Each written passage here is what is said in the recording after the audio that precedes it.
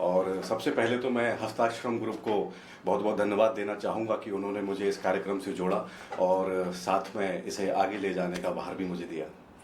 आध्यात्म रत्न सम्मान क्या है, किस तरह का है, बताएंगे सर? हाँ जी, अध्यात्म रत्न सम्मान एक अभिनंदन है, साहृदय आभार है उनके प्रति जिन्होंने परस्पर संभाव के साथ समाज के कल्याण के लिए अपना जीवन समर्पित कर दिया है और जो समाज के उत्थान के लिए विशिष्ट कार्य कर रहे हैं। ये उन सब के प्रति एक अभिनंदन है, साहृदय आभार है। तो किन्हें ये अवार्ड दिया जाएगा, कौन इसके सम्मानित होंगे, बताएंगे सर डिटेल में कौन कौन होंगे? देखिए, अध्यात्म के पथ पर जो चरण हैं, जो अध्यात्म के पथ पर चल रहे हैं और समाज के कल्याण के लिए काम कर रहे हैं, वो सारे हस्तियां इसमें सम्मिलित होंगी। कुछ ऐसी हस्तियां भी हैं जिन्हें हम सब लोग जानते हैं और कुछ ऐसी भी हस्तियां हैं जिन्हें हम लोग नहीं जानते हैं और वो अपने विशिष्ट कार्य कर रहे हैं समाज के कल्याण के लिए, हम और आप सभी के लिए। तो इन्हें सम्मानित कौन करेंगे, कौन व्यक्ति होगा? अब सम्मानित करने वाले व्यक्ति उसी क्षेत्र से ही संबंधित होंगे। अभी हम उनका नाम नहीं बता सकते हैं आप लोगों को, लेकिन इसमें हमारा हस्ताक्षरम ग्रुप कार्य कर रहा है और बहुत जल्द जो है हम वो सब चीज़ों को आपके सामने लेकर आएंगे। तो इनमें कई कैटेगरी होती है, जैसे मंडलेश्वर होते हैं, महामंडलेश्वर होते हैं, तो वो सब भी होंगे इनमें? बिल्कुल होंगे, बिल्कुल होंगे। इसके साथ साथ बहुत सारी कैटेगरीज और भी होंगी जी। अच्छा, कुछ ऐसी भी होती है जो आजकल तो किन्नर भी अध्यात्म में हाँ, लक्ष्मी त्रिपाठी से नाम जी जी जी, बहुत बढ़िया बात बोली आपने। बिल्कुल होंगे। देखिए, हमारा जो अध्यात्म रत्न सम्मान जो है ना, ये है ही उनके लिए जिन्होंने अध्यात्म के पथ पर चलकर लोक सेवा कर रहे हैं, समाज के लिए अपना विशिष्ट योगदान दे रहे हैं, जैसा कि मैंने पहले बताया आप लोगों को। तो ये कहाँ होने वाला है, क्या प्लान से बताएंगे? हाँ, अभी इसके कहाँ पर होने वाला है, स्थान जो है अभी तय नहीं किया है और बहुत जल्द किस स्थान पर होने वाला है और कब होने वाला है, संभावित 1-2 महीने के अंदर ही ये होने जा रहा है। तो बहुत जल्द हमारा जो ग्रुप है वो सामने आएगा आप लोगों के, और वो जगह और वो टाइम कि कब हो रहा है वो अनाउंस करेंगे। जी, अध्यात्म जुड़े पूरे भारत के में जितने लोग हैं वो सबको सम्मानित करेंगे, जैसे मुंबई के, महाराष्ट्र, बनारस के, कुछ सीमित रखा आपने? नहीं, हमारा जो कार्यक्रम है समस्त भारत के लिए है। तो हमारे भारत देश के जितने भी आध्यात्मिक विभूतियाँ हैं उन सबके प्रति ही हमारा जो ये ग्रुप है अभिनंदन और आभार व्यक्त करता है। तो कैसे आवेदन करेंगे, क्या प्रक्रिया है उनकी, जो उनको अगर चाहिए, जैसे कोई है, किसी को भी चाहिए अवार्ड आध्यात्म वाले, वो कैसे आएंगे, कैसे रजिस्ट्रेशन करेंगे, कुछ है?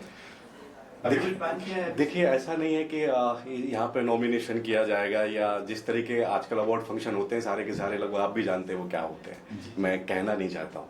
पर ये अवार्ड फंक्शन जो है ना, ये प्रॉपर एक सही वे में चलने वाला है। यहाँ कोई भी नॉमिनेशन करने की ज़रूरत नहीं है। हमारा जो ग्रुप है वो ऐसे लोगों से खुद संपर्क करेगा, उनसे निमंत्रण, उन्हें आवेदन देगा, उनसे अनुरोध करेगा मंच पर आने के लिए, और उनके द्वारा जो विशिष्ट कार्य किए गए हैं वो हस्ताक्षरम ग्रुप उन सारे कार्यों को पूरे विश्व पटल के सामने लाने का कार्य भी करेगा। कुछ टारगेट है कि 100 या 50 या कितने, कुछ? नहीं, ऐसा कोई भी टारगेट नहीं है।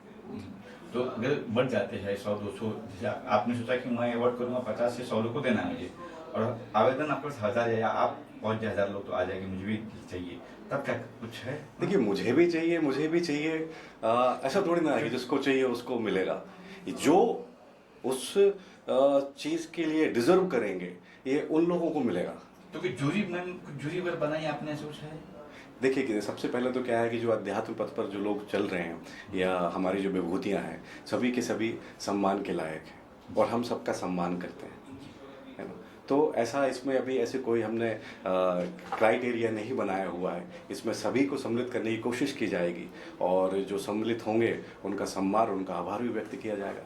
सर, अध्यात्म रत्न सम्मान की बात करें तो समाज में क्या मकसद है, क्या उद्देश्य के साथ इस सम्मान का आयोजन कर रहे हैं? जिस तरह से अवार्ड जो हो रहा है उसमें ग्लैमरस दिखाई देता है, तो आपके शो में क्या कुछ होगा? देखिए, बहुत अच्छी सवाल की, क्यों कर रहे हैं, कहाँ से क्या प्रेरणा मिली। तो हम सबसे पहले आपको बताते हैं कि हमारी भारत की संस्कृति में अध्यात्म जो है वो रचा बसा है। भारत की संस्कृति में अध्यात्म रचा बसा है। मानवीय चेतना की जो परम अवस्था है ना, वो सिर्फ अध्यात्म है। हमारे ऋषि मुनियों ने उस अवस्था को पाया और अपने बल से, अपने आत्मज्ञान के बल से, अध्यात्म के बल से पूरे जगत को आलोकित किया, और ये अध्यात्म की ही ताकत थी जिसकी वजह से भारत को विश्व गुरु कहा गया जी, है ना। तो अभी ये चलो हम शून्य से शुरू करते हैं। आप खुद बताइए कि बिना शून्य हुए क्या अनंत की कल्पना की जा सकती है? ऑफ कोर्स संभव ही नहीं है जी। तो ये शून्य, ये दशमलव, ये अनंत, ये आया कहाँ से? ये सब अध्यात्म की ही देन है। महर्षि भरद्वाज जी का विमान तकनीक, महर्षि सुश्रुत जी के चिकित्सा विज्ञान, उन्होंने सबसे पहले शल्य चिकित्सा के पितामह कहा जाता है उनको। आज से करीब 2800 वर्ष पहले उन्होंने पहली सर्जरी की थी। शल्य चिकित्सा मतलब सर्जरी, फर्स्ट सर्जरी करने वाले हमारे महर्षि सुश्रुत जी, है ना। उसके बाद अभी आप लोगों ने सुना होगा कि 1976 में पहला टेस्ट ट्यूब बेबी की खोज कर ली गई, कैसे बनेगा। और 90, अगर मैं गलत नहीं हूँ तो 1978 में पहला टेस्ट ट्यूब बेबी बना। लेकिन भारत की धरती पर हजारों वर्ष पहले महर्षि वेद व्यास जी ने अपने अध्यात्म और आत्मज्ञान के बल पे ऐसे 100 टेस्ट ट्यूब भी बनाए थे, है ना, जिन्हें हम सब लोग कौरव के नाम से जानते हैं, है ना। उसके बाद आप देख लीजिए अपना ये महर्षि पतंजलि है, योग सूत्र। तो आप ऐसा कोई भी विषय उठा लीजिए, है ना, चाहे शिक्षा का हो चाहे विज्ञान का हो, उसके पीछे सिर्फ अध्यात्म ही है। धरती पर बैठे बैठे उन्होंने चांद तारों की ऐसी सटीक गणना की जिसे आज तक नासा के कंप्यूटर और ये मशीनें उसको हटा नहीं पाई हैं, है ना। ज्योतिष शास्त्र को ले लीजिए आप, हजारों वर्ष पहले से और बाद में भी, है ना, सूर्य ग्रहण, खगोलीय घटनाओं का, सूर्य ग्रहण, चंद्र ग्रहण का बिल्कुल सटीक गणना अंकित है।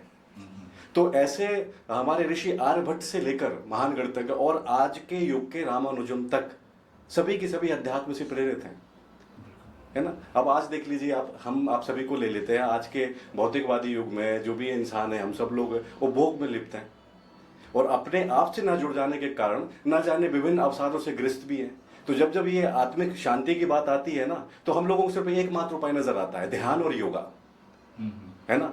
तो ध्यान और योगा भी अध्यात्म ही है। इसका मतलब कि आध्यात्मिक भूख हम सब इंसानों के लिए होती है ना। तो हमारा जो उद्देश्य है वो बिल्कुल सीधा सीधा है कि जो महापुरुष आध्यात्मिकता को जन जन तक पहुंचाने के लिए प्रयास कर रहे हैं, है ना, उनके प्रति आभार व्यक्त करना है और साथ ही युवा पीढ़ी को अपने आप से जुड़ने के लिए प्रेरणा देना भी है। एक कटिंग एक्टर हो आप, हाँ, सिनेमा जगत और आध्यात्म को कैसे जोड़ते हो, कैसे क्या कहेंगे आप? हाँ, बहुत अच्छा सवाल किया आपने। अब देखिए, सिनेमा और अध्यात्म तो ठीक ही है ना। सिनेमा अपनी जगह, अध्यात्म अपनी जगह है। सिनेमा का तो क्या है कि अध्यात्म से जुड़े अगर किसी एक व्यक्ति ने कुछ गड़बड़ कर दी, है ना, तो उस पर जो है ना बहुत सारी वेब सीरीज और फिल्में बननी शुरू हो जाती हैं। तो जैसे कि अभी आप आश्रम आप लोगों ने शायद देखी होगी, है ना, एक महात्मा एक बाबा को बना के कैसे वो ढोंगी है क्या है। इवन डिस्कवरी पे एक कल्ट शो भी आया, तो वो ये दिखाते हैं कि कैसे कैसे ये लोगों को बेवकूफ़ बना रहे हैं। तो ठीक है, मैं अगर कोई एक ऐसा व्यक्ति है जो इस चोले को ओढ़कर लोगों को ठग रहा है या लोगों का फ़ायदा उठा रहा है या अध्यात्म का फ़ायदा उठाकर, है ना, अपनी चीज़ें पूरी कर रहा है, तो आप किसी एक व्यक्ति को लेकर सब पे सवाल नहीं उठा सकते हो आप, है ना, क्योंकि पांचों उंगली एक जैसी नहीं होती। अगर एक कोई व्यक्ति ऐसा है और जो जिसने ऐसे कुछ काम किए हैं, तो आप देख लीजिए तथाकथित जो लोग हैं वो जेल में भी बंद हैं, मैं उनका नाम नहीं लेना चाहूँगा। तो ऐसे ये फिल्म इंडस्ट्री तो बस जो जिस पे कंट्रोवर्सी हो जाए उसको लेके बस फिल्म बना लें, वेब सीरीज बना लें, उनसे फायदा हो जाए। क्या आश्रम में क्या एक ऐसा कैरेक्टर भी लेके नहीं चल सकते थे जो अध्यात्म के सही मायनों को समझता हो और जो सही पथ पे चल रहा हो? लेकिन नहीं, वो क्योंकि वो चाहते हैं कि ऐसी ही चीज़ें बिकेंगी मार्केट में और वो हम सब लोग देख के एंजॉय करते हैं। वो तो हमें अपनी बुद्धि से समझना पड़ेगा कि आज के समय में कौन पाखंडी और कौन ढोंगी है। तो सिनेमा का तो क्या है, सिनेमा और अध्यात्म को जोड़े तो वो अध्यात्म को सिर्फ वहीं लेके जा रहे हैं। आप देख 2 शो सामने उदाहरण भी हैं। अध्यात्म की बात करो, वहाँ पे नागा बाबा भी बात आती है, नागा साधु भी आएंगे आपके शो में, प्लान से सोचा? देखिए वो भी है। अब हमारे जो ग्रुप है हस्ताक्षरों में, उनकी कोशिश तो रहेगी कि ऐसे सब महान विभूतियों को एकत्रित करने की। अब वो किस हद तक सब लोग सफल हो पाते हैं वो तो एक अलग ही बात होगी। तो किस महीने में ये अवार्ड हो सकता है, कौन सी तारीख अगर बता सके? हाँ, संभावित ये जो है ना अक्टूबर तक या बहुत जल्द जो है अक्टूबर नवंबर तक ये होने जा रहा है। तो जैसे भी ये सारे तारीख और कहाँ पर ये होने वाला है, तो जैसे ये सारी चीज़ें डिसाइड हो जाएंगी तो डेफिनेटली हम वापस पूरा ग्रुप आके इस बारे में आप लोगों को बताएगा। सर, आपके ग्रुप की बात करें, हस्ताक्षर ग्रुप, ये सम्मान तक ही सीमित रहेगा कि इसके लिए सनातन धर्म के लिए भी कुछ काम कर रही है? देखिए, सनातन धर्म के लिए तो बहुत सारे लोग लगे हुए हैं और हम सभी सनातनी ही हैं। तो पहला तो काम यही है कि सबसे पहले तो अध्यात्म रत्न सम्मान को सफल किया जाए और लेट्स सी। आखिर में क्या कुछ कहेंगे दर्शकों से आप? दर्शकों से बस ये कहना चाहूँगा कि अध्यात्म जो है एक बहुत बड़ा क्षेत्र है और आप चाहें या ना चाहें पर आप कहीं ना कहीं अध्यात्म से जुड़े हुए हैं। जैसा कि मैंने पहले भी कहा कि जब आत्मिक शांति की ज़रूरत होती है तो एकमात्र उपाय नज़र आता है वो जो ध्यान और योगा है ना। तो इसका मतलब है कि अध्यात्म एक भूख हर इंसान को लगती है।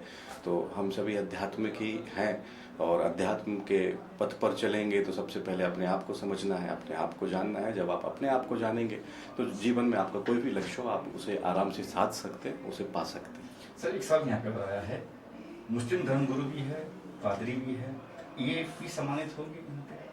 देखिए चाहे कोई भी धर्म के वो पंथ हो चाहे कुछ भी हो है ना, सब सनातन से निकले हुए हैं। तो हम तो सभी का आदर और सम्मान सबके लिए रखते हैं। तो आपकी मतलब जो है जूरी या जो भी लोग चयन करें इनका भी चयन करेंगे या फिर सिर्फ हिंदुत्व की बात, हिंदुत्व जो है देखिए हिंदुत्व और ये क्या है, देखो सभी आप किसी की भी बात कर लें, आप किसी भी पंथ की बात करें, सब सनातन से निकले हुए हैं। और मैंने जैसे कहा कि हस्ताक्षरम ग्रुप सबके प्रति सम्मान की भावना रखता है और ये आगे बड़ा दिलचस्प और देखने वाला होगा कि आगे कैसे और क्या स्टेज पे सर्वधर्म समान होगा।